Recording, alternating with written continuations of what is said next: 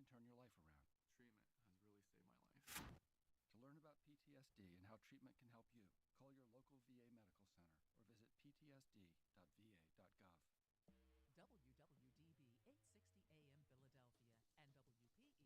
WWDB 860 AM Philadelphia and WPEN HD2 Burlington, Philadelphia. Heart attacks and strokes don't stay home.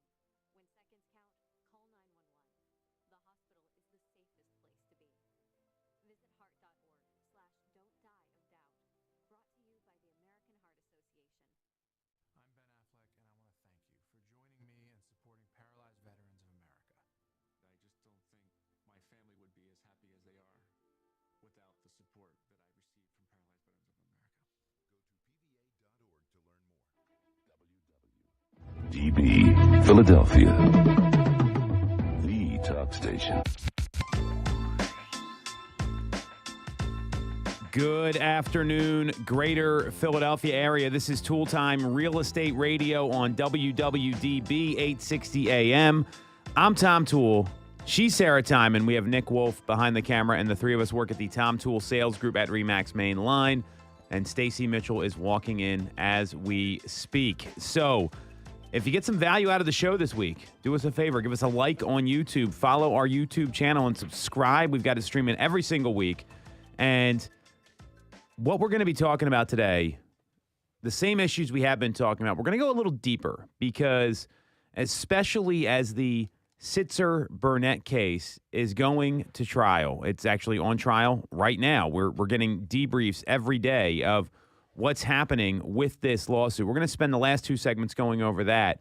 But first, we're going to be talking about the 8% mortgage rates. At the end of last week, it's a good sound effect. I didn't know we had those. So, got me off guard there, Sarah. Good job. So, as much as we're joking around about this, rates hit just over 8% the end of last week. Now, they have been trending downwards a little bit. Like today, I think we saw a quote of 7.75%. So, we're seeing that they're kind of in that higher range for sure. And really, you know, if you look at it, and there's a lot of people that are talking about this, whether it's Ryan Serhant, Housing Wire, all sorts of folks, a lot of people are saying, hey, we told you this was going to happen. It shouldn't be a surprise because there was an excessive amount of cash pumped into the system when rates were lower, creating the current economic situation that we're in. And there's a lot of ramifications that go along with this. So before we even get into all that, ladies, I'd love to hear what you're hearing from your clients about the current rates that we're getting quoted over the past 3-4 business days here. Well, I think it still kind of ticks back to, for the motivated individuals, this isn't going to stop them from doing something. For people that were kind of on the fence or maybe pushing a little bit beyond where their most comfortable price point would have been, it's time to kind of reevaluate, what price point we're looking at and bring it back to the monthly payment as always. And that's my main focus right now. Yep. Is just on monthly payments. So I try to pivot and refocus on the importance and what their mission is. Mm-hmm. Mission is to buy a house. So let's get down to what are your monthly payments going to be? What do they look like to you? Let's not focus on the interest rate because there's always going to be an interest rate if you're borrowing money. Mm-hmm. So and then I bring it back to, what is your interest rate on your car loan? And most people don't even know that information. Right. What are the interest rates on your credit cards? Most people don't know that. Mm-hmm. So then it kind of they see the light, okay, I get it. It's like, let's focus on the house. Mm-hmm. Let's focus on getting you into a comfortable monthly payment and just stay there because you can refinance down the road if necessary. I know there's lenders that we work with that can do recasting of the loan. We learned all about that, which is a great option. So I think that, like Sarah said, if there's motivation and there's a need to move, people are going to move no matter what. Doesn't matter. Right. Really well said. I was watching something Ryan Serhant put out there that he said that the advice for folks is that people think because rates are going up, prices are going to come down. And that could not be further from the truth because the inventory is not there. We still have a supply and demand issue going on. In the suburban counties, we're at a 1.3 to 1.4 month supply. In Philadelphia, it's 4.11 months. That means that if no new homes came on the market, that's how long it would take for all the existing inventory to sell, just so everyone understands that. So until, in Philadelphia, it's a little different for sure, but that also, the neighborhoods are very different. They're very diverse there. Mm-hmm.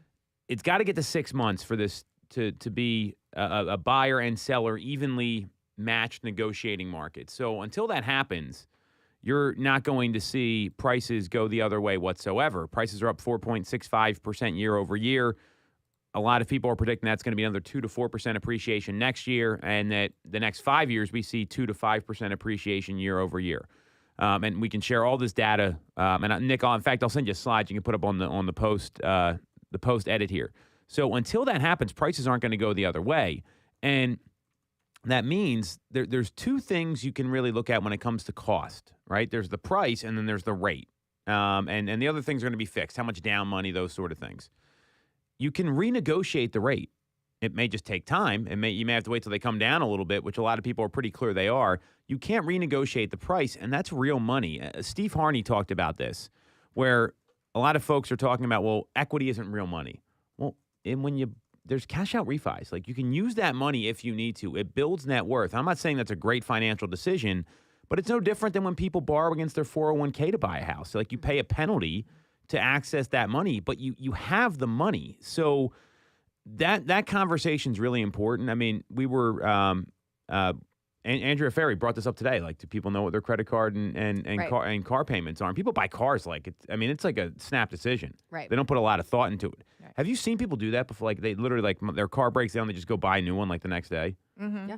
Imagine if that happened with your house. Like, the roof leaked, and we're getting a new one. Yeah. Right. But people don't think that way. Right. And so I do agree that's the right mindset. Now, the flip side here is that we've seen builder confidence fall to 40, which is the lowest point. And this is a scale they use for the National Association of Home Builders, the lowest point since January of this year. The president of the Mortgage Bankers Association said they expect rates to level off and maybe even fall over the next quarter. And mortgage application activity is now at its lowest level in 29 years. So with all of this happening, how are you dealing with your clients right now? Like, one thing to say, talk about the payment, but what's your mindset around client interactions right now? Because, and we actually talked a lot about this at the training today too, that Sarah was at. And I want to get a feel for how you're approaching your business now versus when rates were maybe even just a point lower a couple months ago. Right.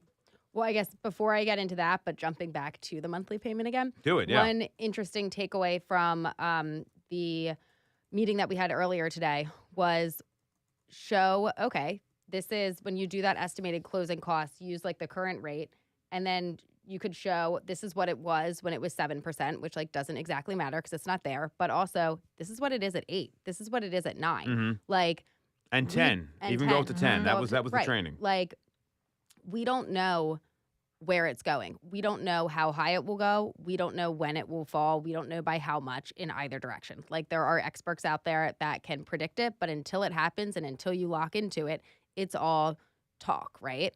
But for people who maybe are nervous that, like, well, if I get it at a 7.75% interest rate, like, what does that say about me?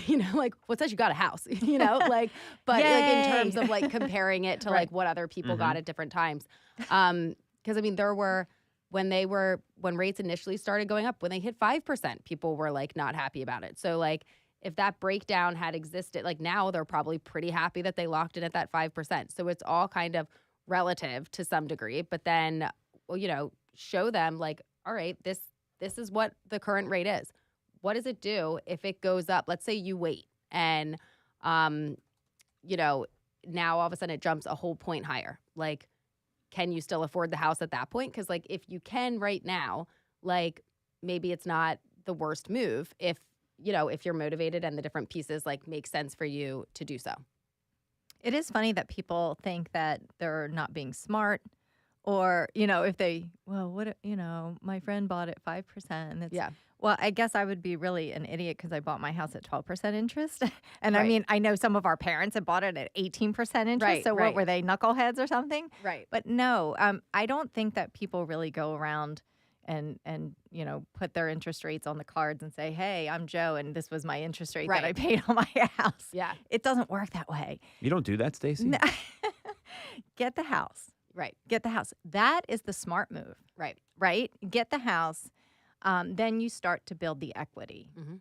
And everybody knows, and it's everywhere you look, real estate is one of the best investments, no matter what. It does, ebb and flow, and it has peaks and valleys. But for the most part, it's been the most consistent, financially beneficial investment for the majority of Americans who have purchased homes here, or the majority of people who purchased homes. So it's always a good investment, and that is what makes you a smart person when you buy real estate. Well, there's a study out there that shows the average homeowner's net worth is 40 times higher than that of a renter. So I love that. These are facts. Like this is documented and proven. So the thing to think about here is that, yeah, rates are going to be high. Now, here's what agents shouldn't do. Hey, it's a great time to buy. Like you can't just say that. You say, if someone is serious about moving, here's the current climate. Inventory's up, but it's still historically low. There's going to be less buyers interested at 8% rates than there will be if rates were 6.5%. So you might be facing more competition, and knowing that the thing we do know, and that is really important, is prices are not going down. That's the thing that everyone needs to be talking about. And I'd be downloading those charts that we share all the time. I mean, I know we train on this constantly at our organization. Download the chart, show them, don't tell them, right? That's one of the mistakes that a lot of folks make. And actually, Barbara Corcoran, she got a lot of backlash about saying it was a great time to buy, or it was the very best time to buy a house just earlier in the month on an Instagram post that she made, even though mortgage rates did reach a 23-year high. And that's someone that's very well respected in the industry. So you cannot be going around telling people this is a great time to buy. It's, hey, Stacey, so tell me what's important to you about moving to a 4-bedroom single-family home. Or Sarah, tell me what's important to you about going to the suburbs. And let them talk, right? Ask the right questions. See what they say.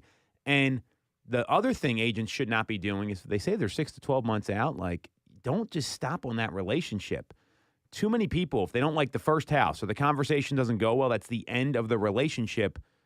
You just converted your very first lead that you got with the team a couple months ago, right? Mm-hmm. You had one from, it was 2018 or something, you were telling me? Mm-hmm. This is where it's important to ask the right questions and see who's just even in the mindset about transacting, whether it's selling or buying. Because if you're not doing that, you're really not helping people and guiding them, because there's a lot of confusion in the market right now.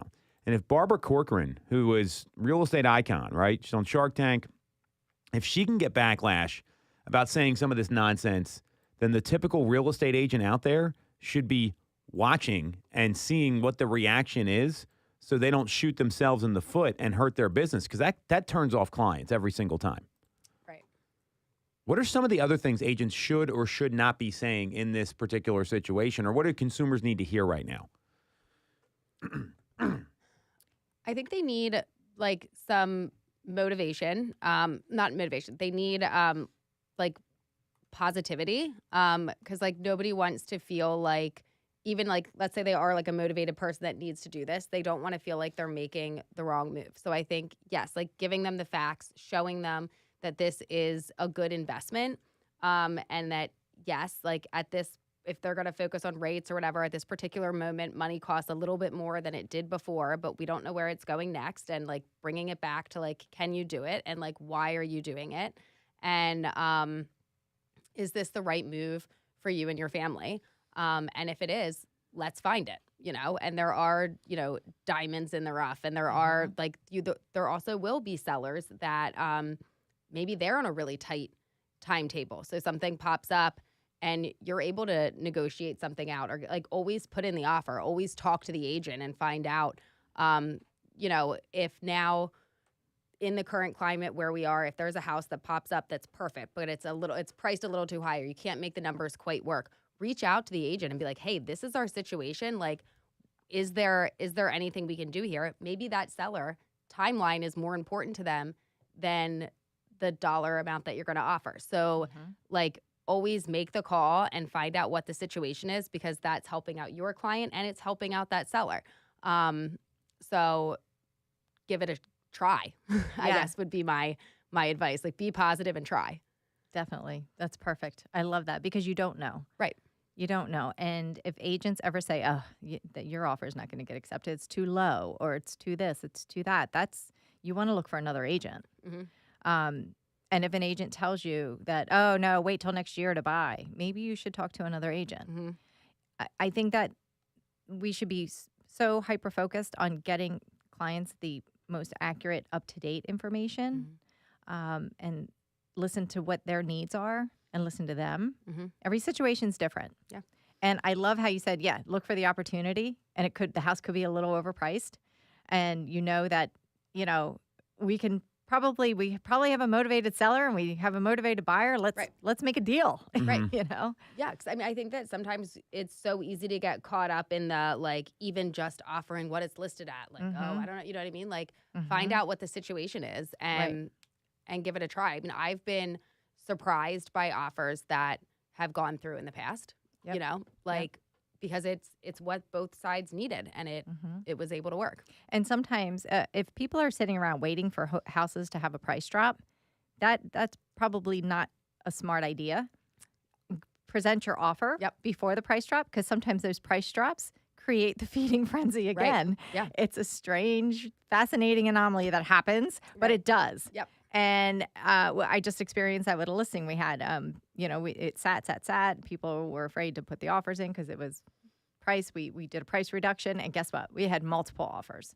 So put your offer in before the reduction, right? Because then you have a better shot of negotiating everything. Right. There's a really critical way to explain that to a consumer, because we want to ask those right questions. So, hey, like, Stacey, can I tell you what makes me nervous about waiting until making an offer until you see a price adjustment? And then you would say yes, right? And hey, what makes me nervous is that if you're seeing that and getting excited, what do you think the other buyers are gonna do when they see a price adjustment? And the most savvy, and then let the client answer. Like, you want to really get people there on their own, and then you take it one step further and say something like, the most savvy home buyers, they're the ones that are making lower offers than you might feel comfortable with, because you don't know what's going to happen when you get a contract in front of a seller and you don't know what they're thinking. So do you want to be like everybody else trying to navigate this market, or do you want to do something differently that we know can get you a better result than you've been experiencing? And if you say it like that, I mean, they're going to write the offer. But it can't be like, hey, write the offer. Right? Like, you have to be very careful how you're talking to folks. And for all the agents listening, it's about asking more questions to control the conversation so you can get the answers that they want. It's not about you. It's about the buyer wants a house, right? The seller wants to sell. And if you can ask them questions that you already know the answers to, like, that's where you can really guide people through this confusing market and this 8% rate climate. So what do you think about this? This is something that just came out from a Redfin report. It's related to this. We've been talking about affordability constantly. And the required household income is up 15% year over year to buy a home. But the typical U.S. wage growth is only up 5% over the same time period. And this Redfin report shows that the typical American household is $40,000 shy of what they need to earn to afford a median-priced home. So how are you dealing with that in the marketplace? Affordability. Are people pulling back from the market? Are they tapping into family members for gift money? I mean, are they looking at 2-1 buy downs or some other financing? What is the affordability component here? Because it's easy for us to say focus on the payment, but sometimes people can't afford the new payment, and that's a reality, and there's nothing we can do about it. Yeah, I think getting down to what actually is keeping them from it. Have they looked into if it is like an affordability thing? And not every, probably the place that doing a 2-1 buy down is not going to work is day one market for a house that has a lot of offers in, right? Yeah. But opening yourself up to all right, this one's been up a little bit longer. This one, we might have a shot, and like, yes, nobody wants to get a house that they don't want. So I'm like in no way suggesting that, but, maybe being a little bit more open to maybe doing some projects down the line. Like if you're looking for something that's completely turnkey, I'm not saying go get something that's a full reno. Like that does not make sense, but maybe seeing where there's some opportunity, where you can like have some, like maybe it's not the ideal, like turnkey exact home that you ultimately want in the current state that it is, but could it get there? Like, and does all of the stuff need to be done right away? Or are there things that could wait a little bit? And then maybe they haven't considered, and like sometimes the financial discussions can be a little bit uncomfortable, right? But maybe there is like gift money that could come from family members or something like that, that maybe encourage them to find out. Because there are, I feel like, different times where you have buyers that you're taking out, and then later they mention like, well, my parents did say they would help with some of the closing costs or some of the down payment money or some of those pieces. So maybe just like encouraging them to have that conversation and then to find out exactly, where does that get us and what does that do for us and the search? Yeah, I agree. I think that, most of my clients that I've been working with right now, they don't have an affordability issue at this point. I think that, I have worked with folks in the past, so I understand that, and we do try to be creative in what we can do and how we can do it. And can we get a seller's assist? Can we do certain things? But the folks that I'm working with at the moment, I don't find ourselves in that situation at this point. If folks have 20% to put down and they're going a little bit higher, then maybe we do a 10% and they keep money in their pocket for renovations, things like that. So there are creative ways to move the money around, basically, if they have the funds for down payments. If they're very close and it's, like a 3% conventional or a 3.5% FHA, then you have to, it's a little more difficult. It can be done. It's just a little bit more difficult. And I think the agents that are more creative and in helping their clients with, selecting different areas and different homes and maybe off-market opportunities, they're the ones that are going to be more successful. Well, and don't give up on the relationship either. Rates are going to come down. So imagine if you're that person that they just say, Sarah, I just can't afford this place. Like it's not a comfort level thing. It's just we can't do this. Right. And if and they still want to transact, they have that sort of motivation or that need to buy a home or sell a home. You can't give up on the long game anymore. And this is one of the things that happened today was people were asked to raise their hand if they were in the business less than 3 years, right? And they don't know a different market than this. This is how things were for a very long time, even when rates were still lower, is that you have to play the long game because you can't coach readiness with clients. They've got to be ready on their own. And if there's a condition like a financial component, well, things can change. You can get a promotion at work, right? You can get a gift, like you said. There might be like an inheritance coming. I mean, you don't know they get a new job. There's all these things that can go on. So if you're focusing on relationships instead of just trying to close sale after sale after sale, which a lot of agents over the past 3 years, that's all they wanted to do because they didn't have time, right? Even though I would argue that's a time management problem. They weren't building relationships with people, and now they're having a tough time in your business. You two do a great job at building relationships with people, and that shows. That's why you're have strong businesses here, and that's a big mistake agents are making right now. And consumers care about that stuff again because it's not this run and gun hustle market that we're used to, even from like 14 months ago. Like October is when things really started to change. Rates went up to 7% for the first time. So now that we're at 8%, you're going to be working with people longer. So I'd argue you need to build longer relationships. Someone says 12 months, I'm like, great. I'll be in touch with you every quarter. Right. And I'm going to send you constant email updates, and I'm going to be doing all these other things to be your agent of choice when the time comes. And 12 months can go by pretty quickly. It does. What happened in the last 12 months in your life, Sarah? Like, think about it. Yeah, right. I mean, it's nuts. Yeah. So it's and if you always have that pipeline of 12 months out, that means you always have business and people that are getting ready to transact again. So it's kind of staying on top of who said what when, which, put it in Boomtown, put it in your CRM, like put a tag on it, and then continue to make that call and to follow up, because if they're not ready, they're not ready.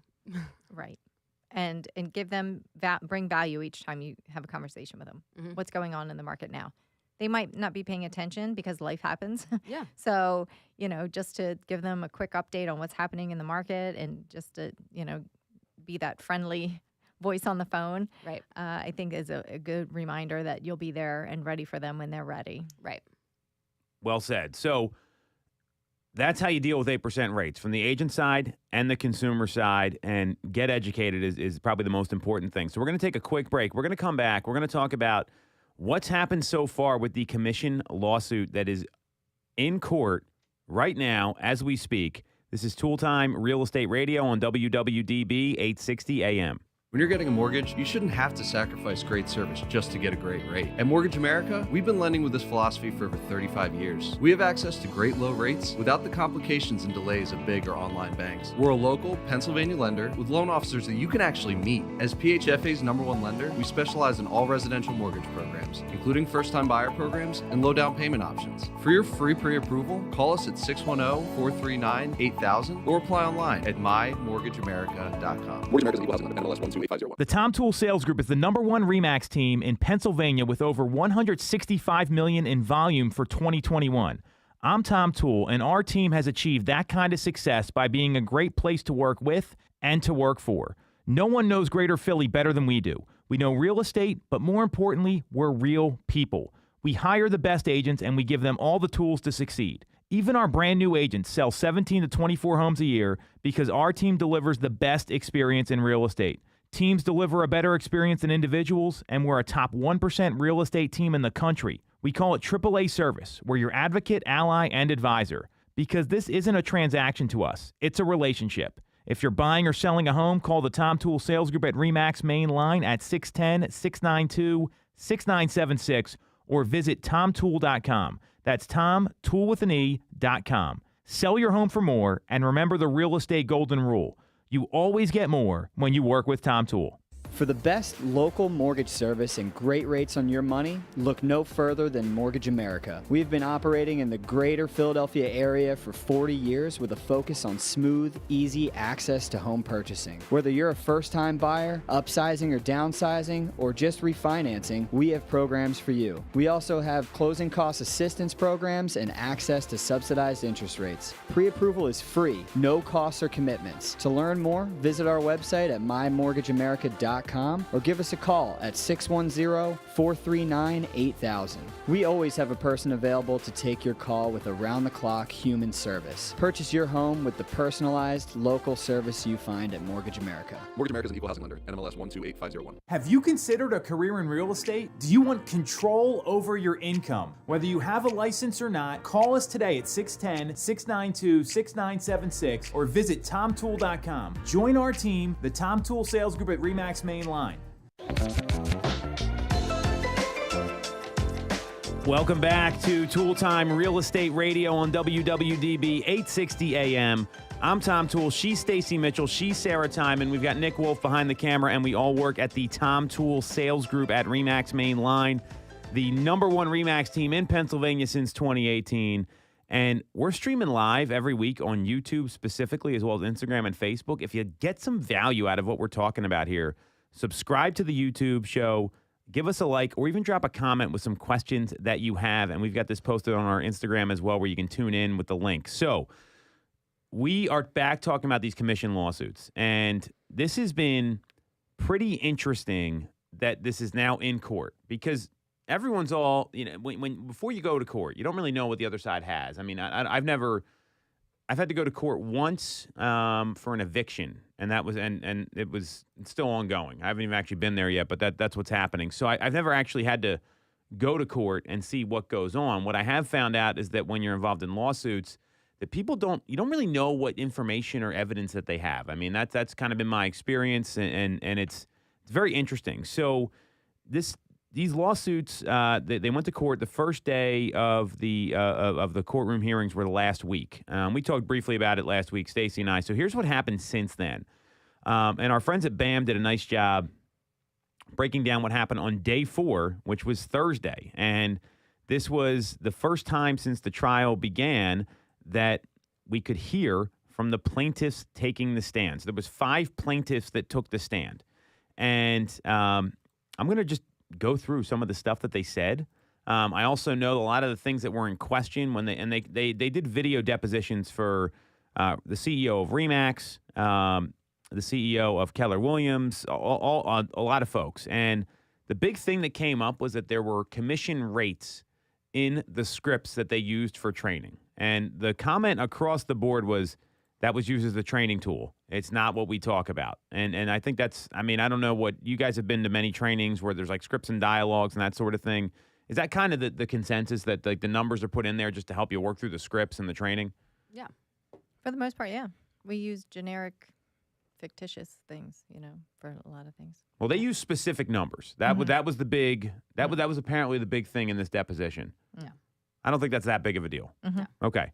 So the first one, this is Holly Ellis, right? So she testified that she paid a 6% total commission on the home sale reference in the case, and she ended up with a net equity of around $18,000 in her home before paying commissions to the listing agent and the buyer's agent.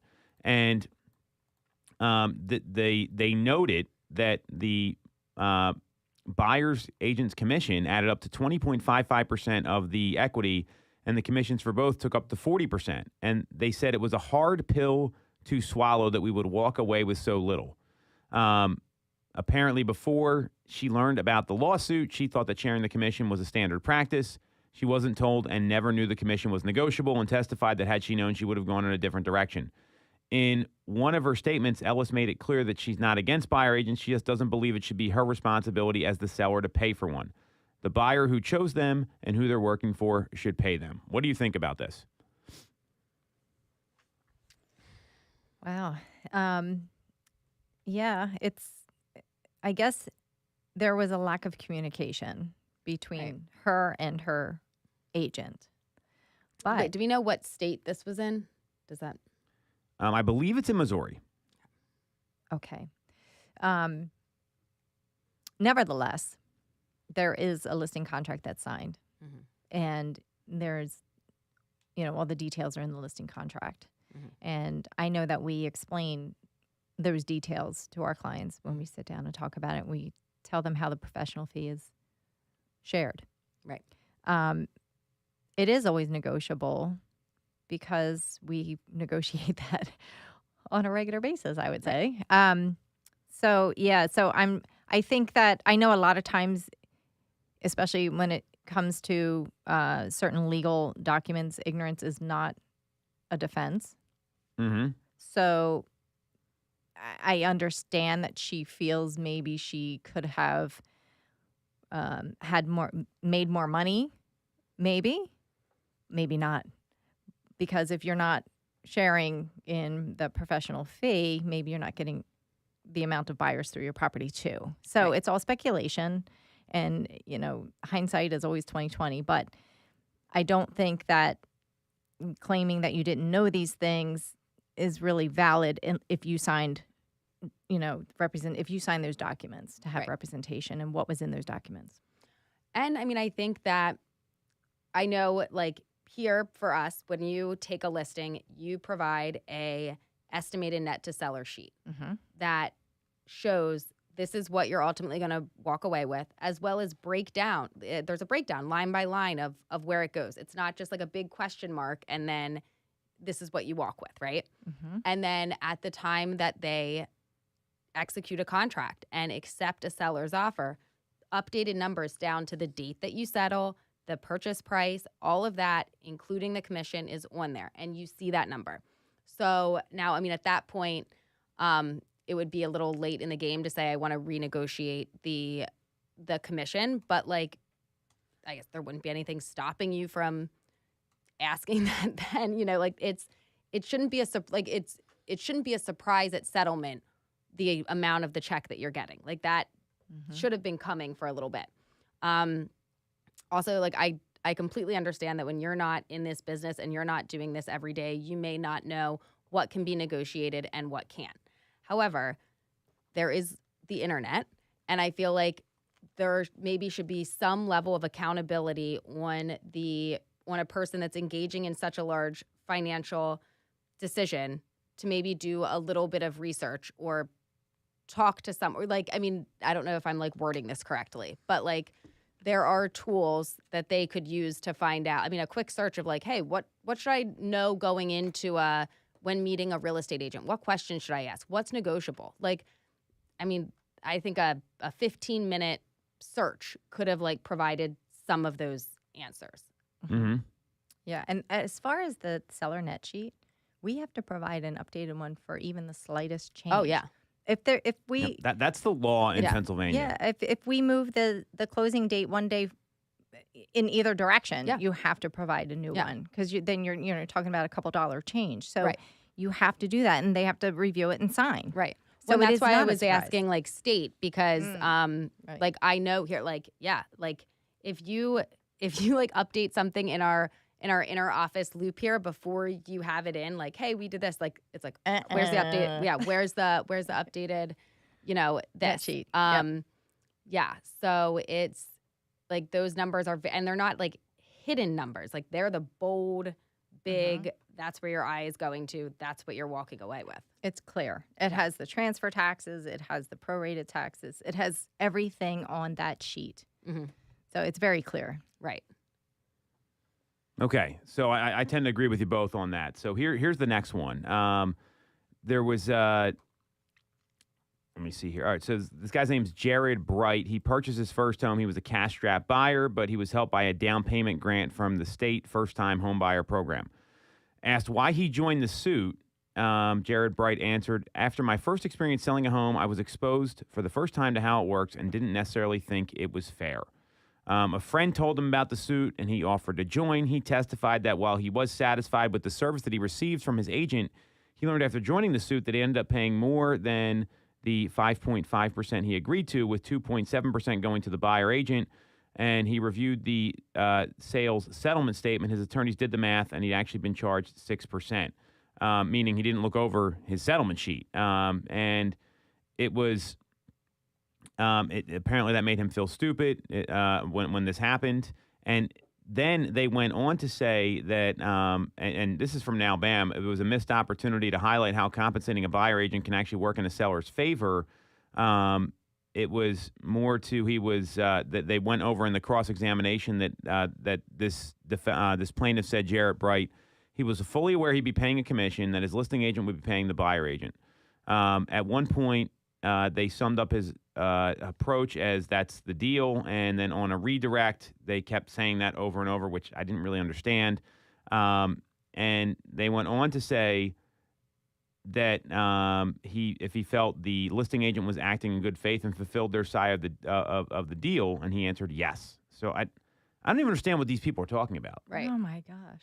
They just want to join a lawsuit. Right. Thinking that they can, it's got to come down to money. I mean, Right. people are motivated by money. Why would Yeah. okay, so he said he felt like he was represented well by his agent. Mm-hmm. That was a yes. He said that he paid 6%, but again, he signed off on the final ALTA. Yeah. You have to sign off on those things. Yeah. Mm-hmm. All right, here's I mean, another one. Well, I could see being annoyed by like, and again, it is his responsibility to double check all of those numbers. And I mean, I think for the most part, a majority of my sellers, they do really look at it, and they'll call and be like, "Hey, what is this?" And like sometimes it's more of like a title question or like whatnot, and then you have to like get the answer for them. But like, so it is their responsibility. I guess I would be annoyed if I was told it was going to be a 5.5% and then I paid 6%. Like, I think that would bother me. That's correctable. Yeah. Like, you can go back to the title company and like, hey, this wasn't right. I need to get like, that's something we've had to do that on multiple occasions, whether it's an error on one side or the other. But there's a form that gets signed by the title company, at least in Pennsylvania. Again, I don't know Missouri law.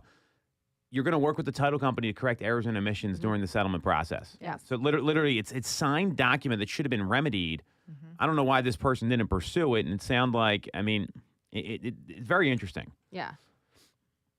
Here's another one. Jeremy Keel. So they sold their house for $205, paid a 6% commission, 3 to the KW agent he hired, and 3 to the buyer's agent.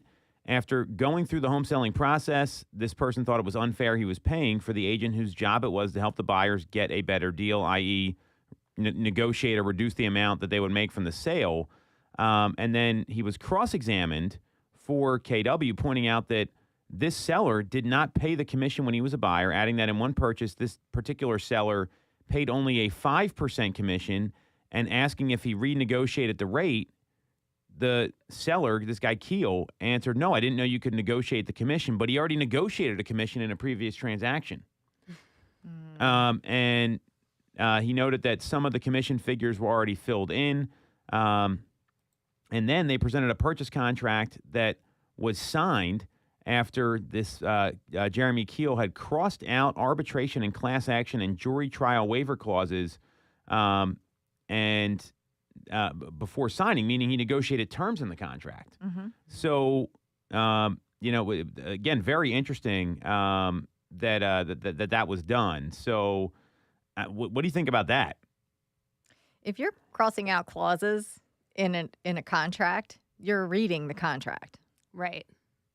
Mm-hmm. So it's very difficult to say, well, I read this part of the contract, but I didn't read this part of the contract. I made adjustments to this part of the contract, but I didn't know about this part of the contract. Right. It's hard to, I don't know, that one's hard for me. Well, does that also mean, like, if he crossed out the section about taking it to trial and not going to mediation, does that mean everyone else, or this now because it's like this was a different case. Contract, and Okay. again, I don't know the Missouri contracts, but some companies here locally, they use their own contract. We use the PAR contract. Yeah. Mm-hmm. Big difference there. Yeah. All right, here's the last one that we'll go over, and then we'll take another break here. So this was from Rhonda Burdett. So she was one of the plaintiffs.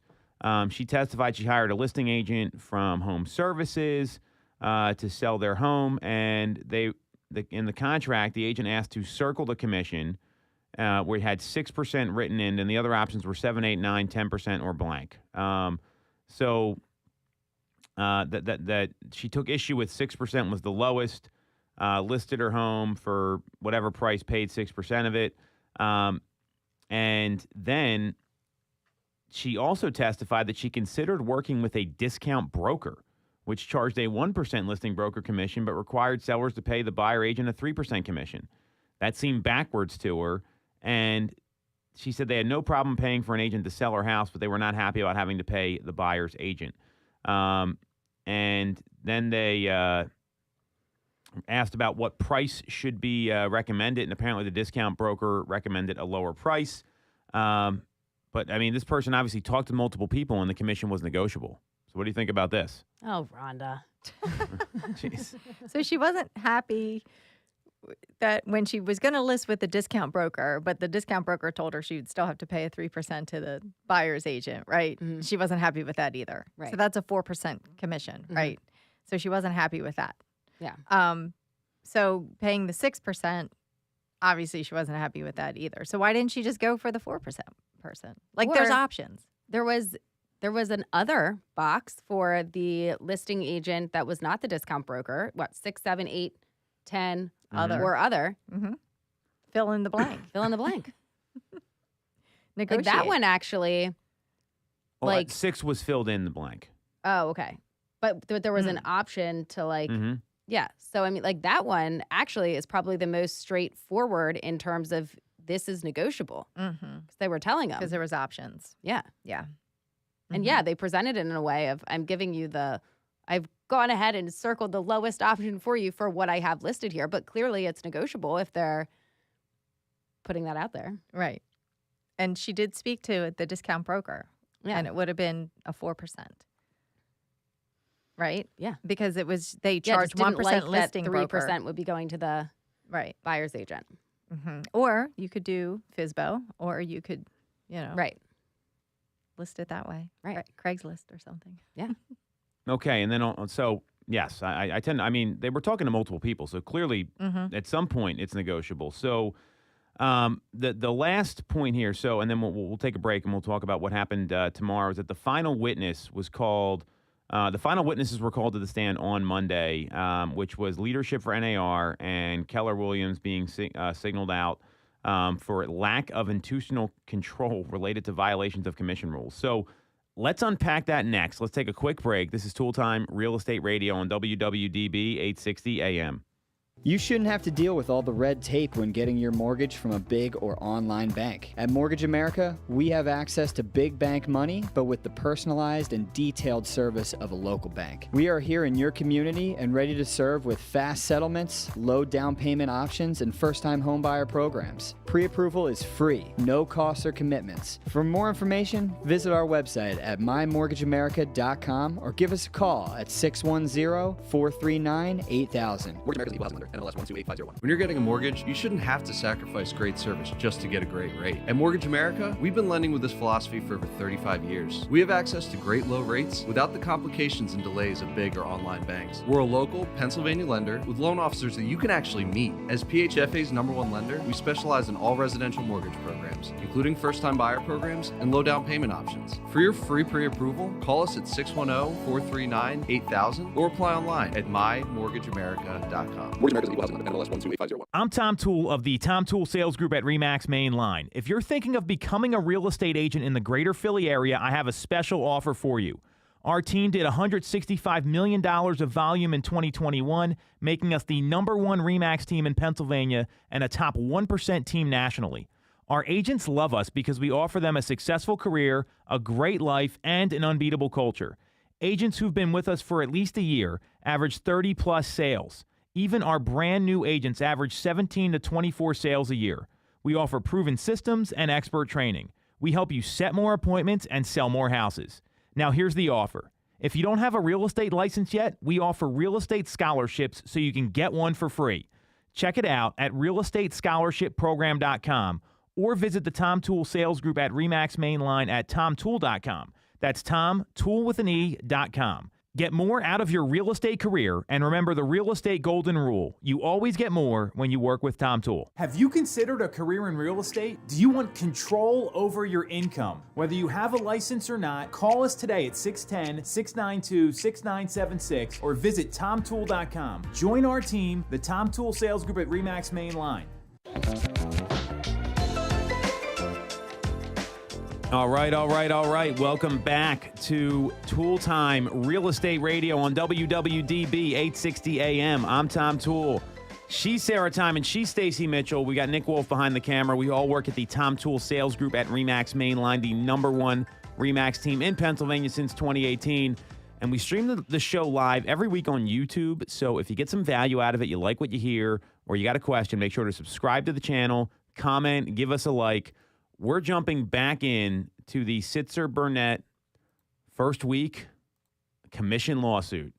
Dun, dun, dun. Dun, dun. Tried to upstage Sarah's amazing sound effect from the first segment, which I could not do. So we know what's happened so far. Just to recap, that the focus of a lot of the testimony with some of the major companies, the CEOs, RE/MAX, KW, were training scripts that were used and putting commission numbers in there. Then they had all the plaintiffs testify, and it seems like they were really confused about why they were even there. I mean, it's all very interesting to me that this is the people that they decided to put up. But again, you had to find someone that's going to be willing to be named in a class action lawsuit, which I think is a tall order for a lot of folks. So here's what happened on Monday. And again, this is going on this week. They're expecting November 6th or so to have a decision on the case. So the following people were called to the stand on Monday. So leadership for NAR, and they were actually, excuse me. So attorneys for the plaintiffs tried to convince the jury of the following. So one was leadership of NAR, the National Association of Realtors, was alerted to concerns about antitrust violations but failed to investigate. And Keller Williams was singled out for lacking in institutional control related to violations of commission rules. So here is a couple. I'm just going to give you a quick hit of these last three witnesses that were on. Then you can kind of give me your reaction to it, ladies. So the first is Linda O'Connor, former member of NAR, and the Professional Standards Committee. She sent an email to committee leaders in 2012 with her concerns about antitrust law violations, and apparently the committee did not investigate those concerns. Then Cliff Niersbach, who served as an associate general counsel for NAR from 1975 to 2016, testified that NAR received dozens, if not hundreds, of suggestions, making it difficult to address each individual concern, but he acknowledged the legal team did not investigate O'Connor's report. And then Darrell King, who served as director of compliance for KW from 2006 to 2015, also testified, saying KW did not have an antitrust policy. It was later pointed out that such a policy did exist for the agents. So let's talk about NAR first. What do you think about these concerns being voiced and a lack of investigation by NAR? It's not the first time that has happened. Tell us more, Stacey.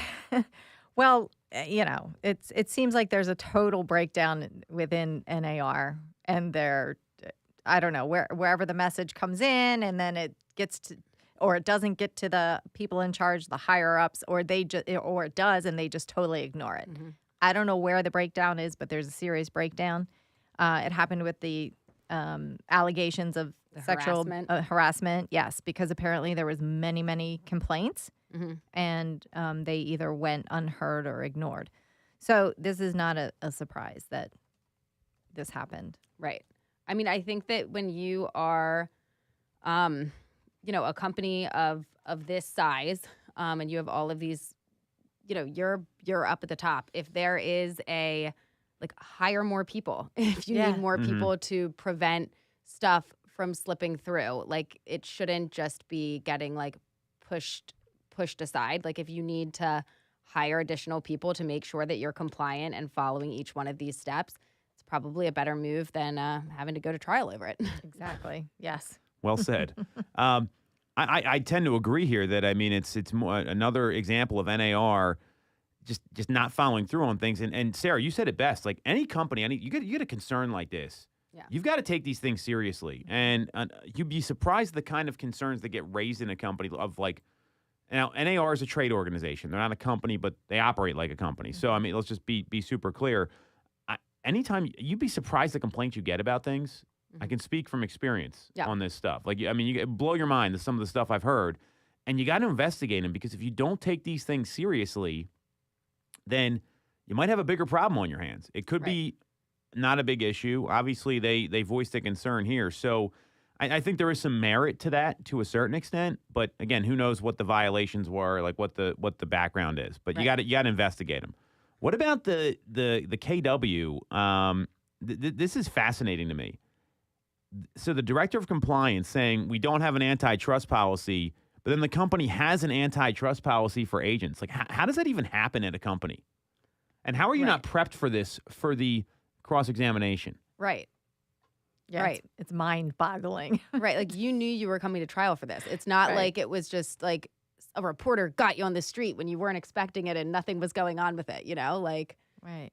So he was the director of compliance from 2006 to 2015. Mm-hmm. He said they did not have an antitrust policy. But they do. So is he trying to claim that during his tenure there from 2006 to 2015, they didn't have one, but all of a sudden after he left in 2016, they adopted one? I don't understand. So there's a major disconnect.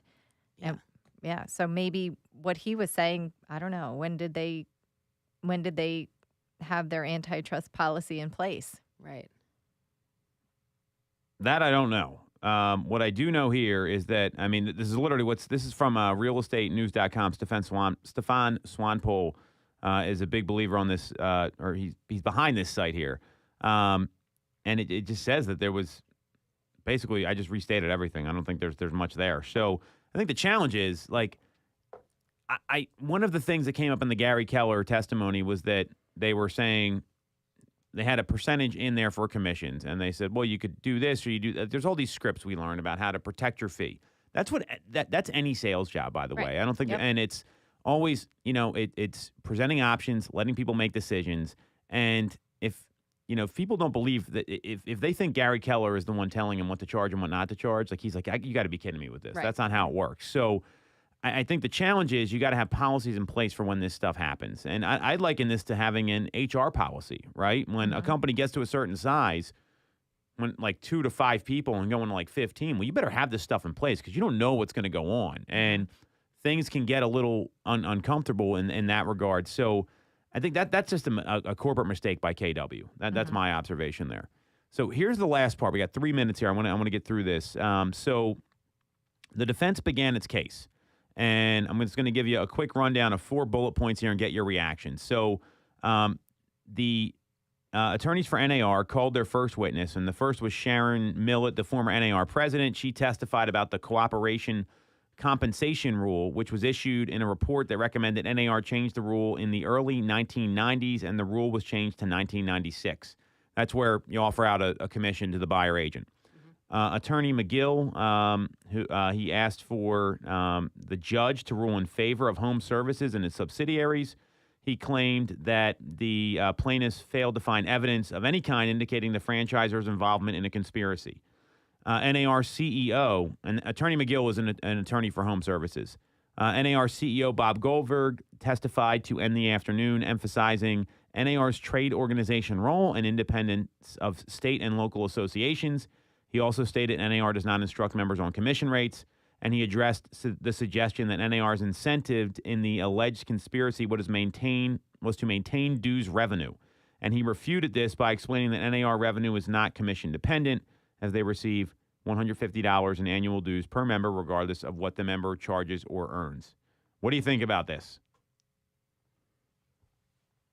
Well, I think he's correct in Goldberg in his assessment that he doesn't get any. It's not commission dependent for us to be members. Right. So there is that is a true statement there. I find it fascinating that he was on the stand testifying. I'm wondering for the plaintiffs who had attorneys, how did they negotiate their fee? Most of this money is going to attorneys if you look at this. I mean, that's the challenge here. And I think that's why this whole lawsuit is very nonsensical. And some of the stuff coming out here, as a logical person, it does not make sense to me. Right. Yes. We'll keep covering this. If you want to follow Stacy on Instagram, she's at the number 2 Mitchko. You can follow Sarah at Ty_Ty Time on Instagram. You can follow me at TomToole3RD. And again, we're streaming live every week on YouTube, Facebook, Instagram. If you liked what you heard, you got some value out of this, subscribe to the channel on YouTube. And that's it for this week's episode of Toole Time Real Estate Radio. We'll be back next week on WWDB 860 AM.